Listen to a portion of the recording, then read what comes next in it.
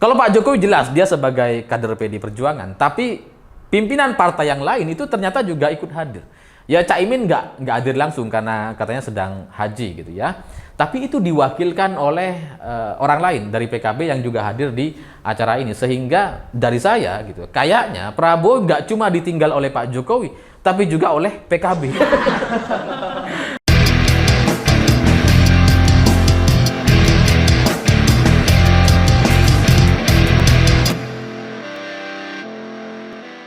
Selamat malam semuanya. Hari ini kita semua menjadi saksi dari sebuah disiplin partai yang coba dicontohkan oleh PDI Perjuangan. Karena ketika PDIP merayakan puncak bulan Bung Karno kemarin, itu kita bisa melihat dengan seratusan ribu kader PDI Perjuangan yang hadir dari berbagai daerah. Itu bisa sangat-sangat disiplin sekali. Dan PDI Perjuangan di luar itu juga menunjukkan sebagai sebuah partai yang sangat-sangat disiplin menjaga adat budaya Nusantara. Karena di setiap acara PDI Perjuangan, ciri khasnya itu selalu ada beragam penampilan dari berbagai daerah. Kalau di GBK kemarin bahkan ada barongsainya gitu ya, ada tarian-tarian, ada beragam musik dari berbagai daerah, dan itu selalu ditunjukkan oleh PDI Perjuangan. Nggak cuma di GBK. Dulu di acara hari ulang tahun PDI Perjuangan 10 Januari 2023 atau sebelum-sebelumnya, itu juga kan ada lagu-lagu dari berbagai daerah dengan lengkap dengan segala tari-tariannya. Jadi PDI Perjuangan sebagai sebuah partai kalau bikin acara itu standarnya standar negara gitu ya. Kalau negara bikin acara kan juga pasti ada pertunjukan atau penampilan adat budaya di Nusantara. Dan lebih dari itu yang unik dan spesial dari acara kemarin di GBK, menurut saya PDI Perjuangan mampu menunjukkan sebuah disiplin yang sangat-sangat luar biasa tinggi. Karena kita bisa melihat ada Satgas Cakrabuana yang masuk ke lapangan dengan 5.000-an orang katanya gitu ya. Dan mereka sangat-sangat disiplin. Atraksinya itu sangat-sangat luar biasa. Dan lebih dari itu yang juga unik bagi saya adalah ketika mereka juga ternyata punya komunitas juang. Di mana komunitas juang ini fungsinya untuk menyapu semua sampah yang ada di GBK. Sehingga selesai acara, ini GBK nggak ada sampah sama sekali. Karena semua sudah dirapikan oleh komunitas juang ini. Dan satu hal yang juga paling menarik perhatian saya di acara kemarin adalah ketika Pak Jarod itu memimpin acara makan bersama di GBK. Ini unik dan kayaknya belum pernah terjadi sebelumnya atau pernah dilakukan oleh kelompok atau organisasi yang lain. Karena Pak Jarod itu memberikan instruksi gitu ya kepada komunitas juang untuk memberikan makanan kepada semua kader yang hadir di GBK dalam kurun waktu 30 menit. Jadi kita harus sama-sama. Kita mulai sekarang gitu ya. Langsung dikasih tuh makanan-makanan. Ada orang-orang, ada satgasnya di setiap tribun gitu ya. Dan setelah 30 menit, oke, kita sekarang makan bersama. Dikasih waktu 30 menit dan setelah 30 menit semuanya diambil dan dirapikan dan setelah itu acara bisa dilanjutkan. Dan ini bagi saya adalah sebuah pertunjukan kedisiplinan tingkat tinggi yang mungkin bisa kita contoh untuk beragam kelompok atau organisasi yang lain. Dan lebih dari itu, di berita-berita yang saya baca setelah selesai acara, ini kan acara selesai jam 5 sore, memang puncaknya itu sekitar jam 1, jam 2 ketika hadir elit-elit dari PDI Perjuangan seperti Ibu Mega dan ketua umum partai yang lain termasuk Pak Jokowi dan Pak Ganjar. Tapi acara ini selesai itu sekitar jam 5 dan jam 7 menurut berita itu sudah bisa digunakan untuk masyarakat umum. Jadi dari seratusan ribu kader PDI Perjuangan yang hadir di GBK kemarin, itu bisa cepat terurai, sangat disiplin sekali keluar dan masuknya. Dan ini bagi saya adalah sebuah kombinasi antara Stadion Gelora Bung Karno dengan segala semangat Bung Karno dan juga PDI Perjuangan sebagai partai yang juga mewarisi semangat Bung Karno juga gitu. Jadi ini adalah kombinasi gitu. Desain stadion yang sangat bagus, sempurna sehingga meskipun dihadiri oleh seratusan ribu orang bisa langsung cepat terurai. Dan disiplin yang dilakukan oleh kader-kader PDI Perjuangan juga mempercepat jalannya acara dan sampai puncak atau keluarnya gitu. Sehingga ini bisa menjadi sebuah contoh bagaimana infrastruktur yang baik dan sempurna kalau didukung oleh disiplin yang luar biasa, ini kita bisa sangat luar biasa sekali gitu ya. Ini patut dicontoh untuk semua event-event yang akan dilaksanakan di GBK atau di tempat manapun. Ya kecuali di JIS lah. Kalau di JIS itu ini emang infrastrukturnya yang salah. Kalau PDI Perjuangan menggelar acara di JIS ini kayaknya sampai malam itu nggak selesai. Masih banyak orang. Karena infrastrukturnya nggak memadai. Tapi dengan infrastruktur dan desain Gelora Bung Karno yang sangat luar biasa gitu ya, ditambah dengan kesolidan kader-kader PDI Perjuangan, itu acara yang besar dan sangat-sangat meriah itu bisa berlangsung dengan tertib dan semua bisa langsung pulang ke tempatnya masing-masing tanpa ada drama-drama atau macet berkepanjangan. Dan lebih dari itu, ini kan soal acara yang puncak bulan Bung Karno yang luar biasa gitu ya. Tapi dari pertunjukan kedisiplinan partai yang dicontohkan oleh PDI Perjuangan, saya terus terang sebagai warga Indonesia, sebagai relawan Pak Jokowi dan simpatisan PDI Perjuangan, saya cukup menunggu bumbu-bumbu politik dari acara ini, karena ini adalah konsolidasi partai gitu ya, konsolidasi PDI Perjuangan dengan Capres Ganjar Pranowo dan mitra-mitra koalisinya atau calon mitra yang akan bekerjasama dengan PDI Perjuangan. Saya terus terang dari pidato Ibu Mega yang sangat menggelegar dengan sikap Mbak Puan yang saya nggak tahu, ada banyak emosi yang ditunjukkan oleh Mbak Puan Maharani, tapi kayaknya itu akan panjang sekali kalau saya ceritakan. Tapi nanti mungkin di episode yang lainnya gitu. Tapi hari ini saya hanya akan fokus dengan bumbu politik yang diberikan dengan sangat-sangat sempurna oleh Presiden Jokowi. Karena Pak Jokowi menjadi orang yang berpidato sebagai penutup dari acara ini, dan pidatonya itu sangat-sangat sederhana, singkat, tapi jelas gitu. Karena Pak Jokowi itu memberikan satu semangat, satu pesan, pesan kepada semua kader PDI Perjuangan yang hadir, bahwa Pak Jokowi mengucapkan selamat berjuang dan semangat berjuang, dan semuanya untuk kemenangan, menang, menang, menang.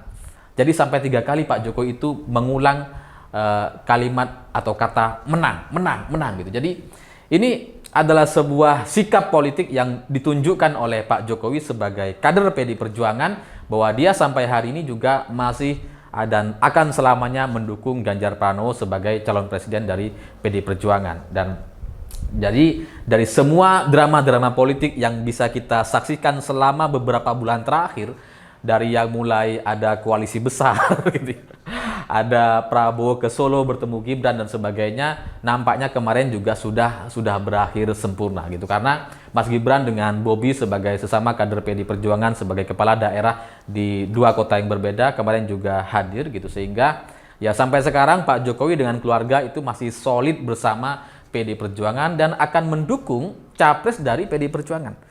Gak mungkin yang lain, karena Pak Jokowi mau nggak mau dia juga adalah kader PDI Perjuangan gitu. Nah, lalu pertanyaannya, Prabowo ini gimana?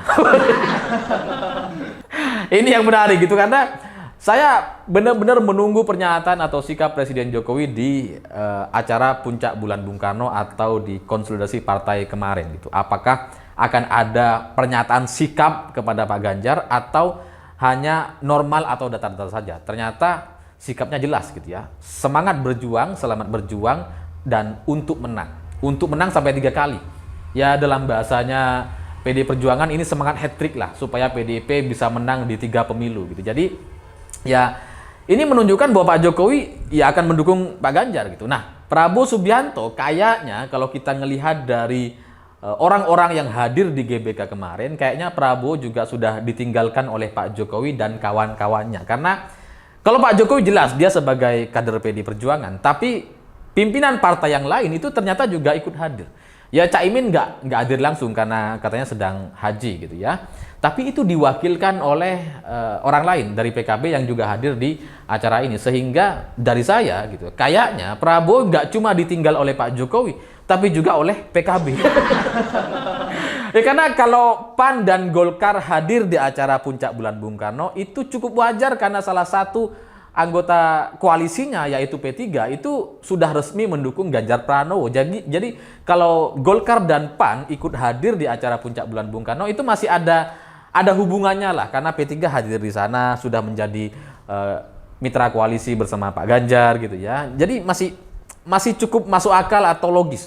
Tapi kalau PKB ini kan sudah berkoalisi dengan Prabowo gitu ya, tapi ternyata juga hadir di acara puncak bulan Bung Karno kemarin. Sehingga kalau di berita-berita kemarin itu yang agak ramai adalah soal Demokrat yang tidak diundang di acara puncak bulan Bung Karno, dan alasannya karena Demokrat sudah punya koalisi dengan Anies Baswedan dan Koalisi Perubahan.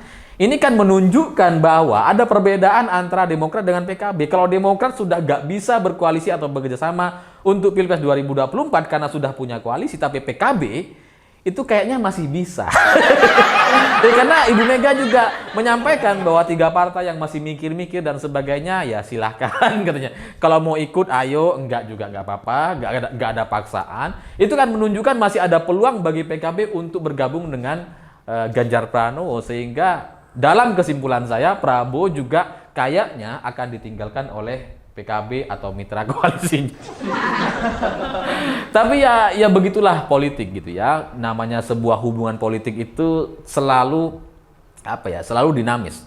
Nggak cuma politik sih, kita juga sama gitu ya. Kita ketika pacaran atau berhubungan dengan seseorang gitu ya, hubungan percintaan, itu juga kadang kan naik turun gitu ya. Kadang ngambek, kadang ada masalah, kadang romantis-romantisnya. Wah, kemarin ini di acara Puncak Bulan Bung Karno kayaknya itu sedang romantis-romantisnya karena Ibu Mega dengan Pak Jokowi sangat terlihat akur sekali, sangat akrab, sangat solid untuk bersama-sama memenangkan pemilu 2024. Jadi kalau hari ini ditanya Pak Jokowi pilih siapa, jelas pilihannya adalah Ganjar Pranowo. Bahwa sebelum-sebelumnya ada drama politik gitu ya, ada upaya-upaya koalisi besar, koalisi non-PDI Perjuangan dan sebagainya, itu di masa lalu, itu di beberapa bulan yang lalu. Hari ini ceritanya sudah berbeda lagi. Ya karena kalau bulan lalu kita ngelihat ada ketegangan antara PDI Perjuangan dengan Pak Jokowi, antara Ibu Mega dengan Pak Jokowi, iya, dan itu juga diakui oleh Pak Jokowi sendiri.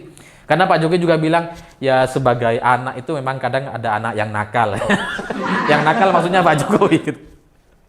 Jadi ya cerita atau drama-drama perbedaan atau masukan-masukan yang sebelumnya terjadi itu kayaknya sudah selesai dan Pak Jokowi juga akan memilih Ganjar sebagai penerusnya karena sama kader PDI Perjuangan. Dan kalau ditanya soal dukungan kepada Pak Prabowo Subianto, ya Pak Jokowi akan tetap mendukung gitu. Mendukung untuk maju di Pilpres 2024. Tapi kalau disuruh milih, ya pilihannya harus satu dong gitu. Harus Pak Ganjar, gak mungkin Prabowo. Kenapa? Karena Pak Jokowi adalah kader PDI Perjuangan. Berbeda halnya misalkan Pak Jokowi pindah posisi ke Gerindra gitu ya, bawa Gibran dan Bobi juga pindah ke Gerindra, ya mungkin setelah itu Pak Jokowi akan mendukung Prabowo Subianto atau nggak mendukung Ganjar. Tapi kalau masih di PDI Perjuangan, hadir di acara-acara PDI Perjuangan bersama Ibu Megawati, Mbak Puan dan yang lainnya, ya itu menunjukkan Pak Jokowi masih akan mendukung siapapun capres yang sudah ditunjuk oleh PDI Perjuangan. Nah, kalau yang sebelumnya gitu ya, kita bisa melihat Pak Jokowi itu sebenarnya saya melihat itu masih ada keinginan sebelumnya itu kan agar Prabowo itu bisa gabung gitu ya. Entah Ganjar Prabowo atau Prabowo Ganjar, intinya bisa berkoalisi bersama-sama. Tapi ternyata Prabowo tetap jadi capres, kemudian PDI Perjuangan juga sudah punya capres, sehingga nggak bisa capresnya dua. Sehingga kalau ini diberikan pilihan kepada Pak Jokowi dan harus memilih satu, maka jelas pilihannya adalah Ganjar Pranowo. Karena ya pilihan itu harus satu, kalau dua nggak sah. Dan lebih dari itu, gitu ya.